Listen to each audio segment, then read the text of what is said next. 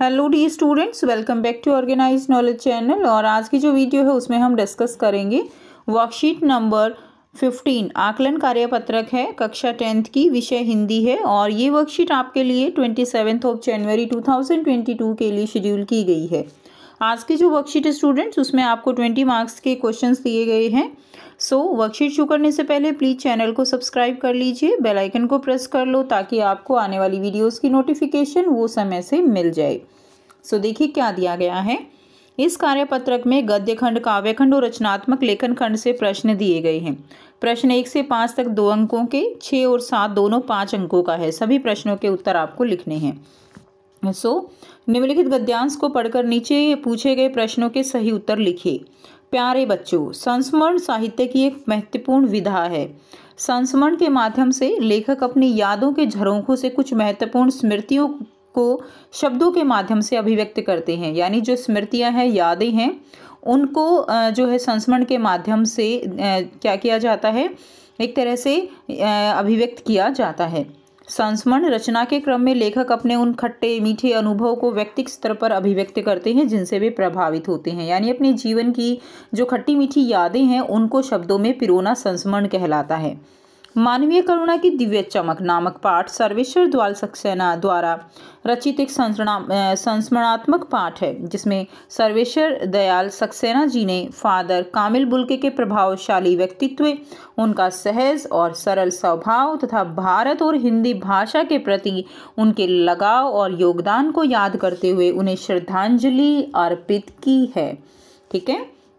लेखक ने फादर कामिल बुल्के को मानवीय करुणा की दिव्य चमक कहा है, क्योंकि फादर नेक दिल वाले व्यक्ति थे, जिनकी रग में दूसरों के लिए प्यार, अपनत्व और ममता जो है वो भरी थी।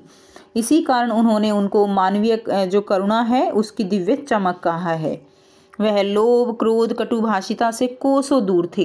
यानी उनके मन में किसी के प्रति किसी तरह का जो है किसी के प्रति घृणा, जो द्वेष उनके मन में जो है कभी भी नहीं देखा गया। वे अपने परिचितों के लिए स्नेह और ममता रखते थे।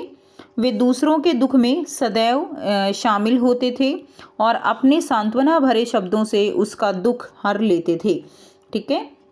लेखक को अपनी पत्नी और बच्चे की मृत्यु पर फादर के सांत्वना भरे शब्दों से शांति मिली थी। यानी लेखक जो सर्वेश्वर जी हैं, उनके पत्नी और उनके बच्चे की जब मृत्यु हुई थी तो उनको आप कह सकते हो कि उस दुख भरे सागर से निकालने वाले फादर कामिल बुल्के थे, जिन्होंने अपने आप कह सकते हो कि जो उनके सांत्वना भरे शब्द थे उन शब्दों ने उनकी काफ़ी हेल्प की उस जो दुख था उससे बाहर निकलने में। वे अपने प्रेम और वत्सलता के लिए जाने जाते थे। यानी जो उनका प्रेम था दूसरों के लिए, उसके लिए वो जाने जाते थे। अब आपको यहाँ पर स्टूडेंट्स कुछ प्रश्न दिए गए हैं। 5 आपको प्रश्न दिए गए हैं। 6th में आपको एक अनुच्छेद लिखना है, गणतंत्र दिवस का महत्व है उसके विषय पर। और 7th आपको शीतलहर से बचाव के उपायों का जिक्र करते हुए अपने मित्र को पत्र लिखना है। तो ये जो है 1 by 1 हम जो भी टास्क आपको दिए गए हैं इनको करेंगे। पहला प्रश्न है, संस्मरण से आप क्या समझते हैं? तो स्मृति यानी यादों के आधार पर किसी विषय या व्यक्ति के संबंध में लिखित किसी लेख या ग्रंथ को क्या कहा जाता है? संस्मरण कहा जाता है। प्रश्न 2 है, संस्मरण रचना के क्रम में लेखक किस प्रकार की अभिव्यक्ति करते हैं? तो संस्मरण के माध्यम से लेखक अपनी यादों के झरोखे से कुछ महत्वपूर्ण स्मृतियों को शब्दों के माध्यम से क्या करते हैं? अभिव्यक्त करते हैं। तीसरा प्रश्न है, मानवीय करुणा की दिव्य चमक नामक पाठ जो है ये किसकी रचना है?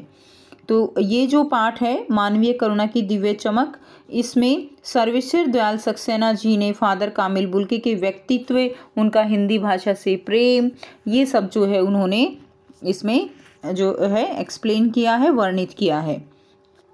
प्रश्न 4 है, लेखक ने फादर कामिल बुल्के को मानवीय करुणा की दिव्य चमक क्यों कहा है?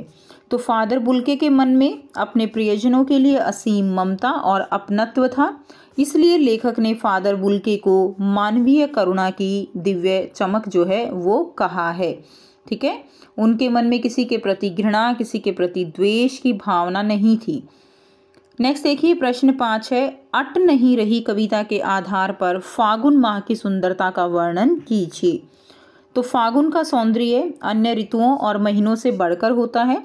इस समय चारों ओर हरियाली छा जाती है, सरसों के पीले फूलों की चादर बिछ जाती है, लताएं और डालियां रंग बिरंगे फूलों से सज जाती है, प्राणियों का मन उल्लासमय हुआ जाता है।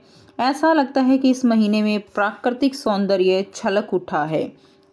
ठीक है, तो इस महीने में जो है चारों तरफ हरियाली होती है, तो इसीलिए फागुन माह जो है वो बाकी महीनों से क्या है, कुछ अलग जो है सौंदर्य के मामले में हटके होता है। प्रश्न 6 है, गणतंत्र दिवस का महत्व पर एक आपको क्या लिखना है, अनुच्छेद लिखना है।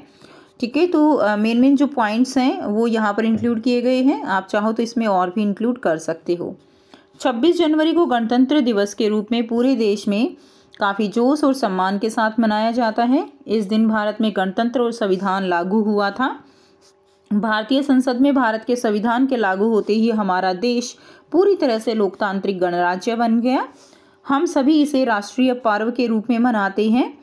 इस दिन को राष्ट्रीय अवकाश जो है घोषित किया गया है। ठीक है, राष्ट्रीय अवकाश घोषित किया गया है।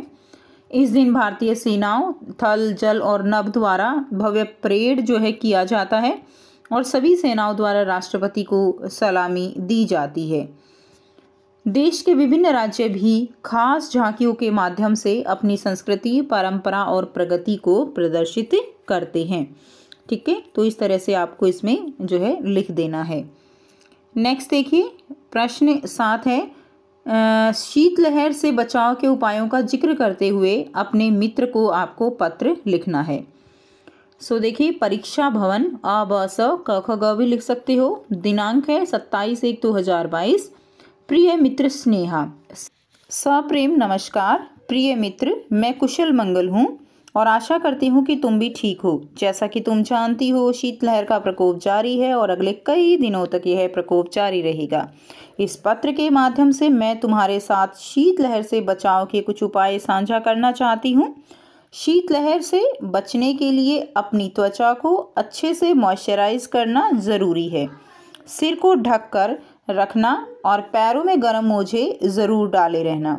विटामिन सी से भरपूर फल और सब्जियां खाते रहना।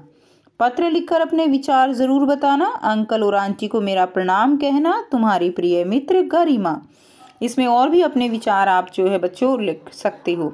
सो ये थी आपकी आज की असेसमेंट वर्कशीट। उम्मीद करती हूँ सभी को क्लियर है। कोई डाउट है तो पूछ सकते हो। वीडियो अच्छी लगे तो वीडियो को ज़रूर से लाइक करना, शेयर करना और चैनल को सब्सक्राइब करना। So thanks for watching. Have a nice day.